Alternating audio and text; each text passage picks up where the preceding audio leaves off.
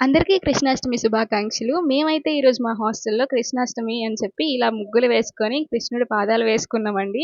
ఇంకా ముగ్గులు, కృష్ణుడి పాదాలు అయిపోంగానే టకటక రెడీ అయిపోయాం నేను, మా ఫ్రెండ్. ఇంక గుడికి బయలుదేరిపోయాం. గుడికి వెళ్ళగానే అక్కడ చూసి మేము క్యూని షాక్ అయిపోయాం. అసలు మామూలుగా చిన్న గుడి. ఆ చిన్న గుడికి ఒక మామూలుగా ఎప్పుడు 20 మెంబర్స్ అలా వస్తారేమో అనుకున్నా గానీ, ఫెస్టివల్ అని చెప్పి చూస్తే ఒక కిలోమీటర్ క్యూ ఉందసల. ఆ క్యూ చూసి షాక్ అయిపోయాం మేము. సరే ఎలాగోలా వెళ్ళాము, దర్శనం చేసుకున్నాం. కానీ కృష్ణుడు మాత్రం చాలా అందంగా ఉన్నారు. చూస్తూనే ఉండిపోవాలనిపించింది. దర్శనం అయిపోయింది. ప్రసాదం తీసుకొని ఇంకా బయటికొచ్చాం. బయటికొస్తే బోలెడన్ని బొమ్మలు, గ్యాస్ బెలూన్స్, నాకు ముఖ్యంగా గ్యాస్ బెలూన్స్ అంటే భలే ఇష్టం. గ్యాస్ బెలూన్స్ అవన్నీ చూసి అలా కొంచెం షాపింగ్ చేసుకొని మళ్ళీ రూమ్‌కొచ్చి రూమ్‌లో పూజ చేసుకోవటం స్టార్ట్ చేసాం.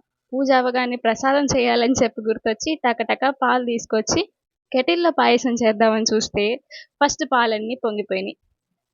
సరే పాలు పొంగిపోయినాయి కదా అని చెప్పి కిచెన్‌లోకెళ్ళి సైలెంట్‌గా పాలు దొంగతనం చేసి మళ్ళీ తీసుకొచ్చి పాయసం చేసి దేవుడికి పెట్టేసాము.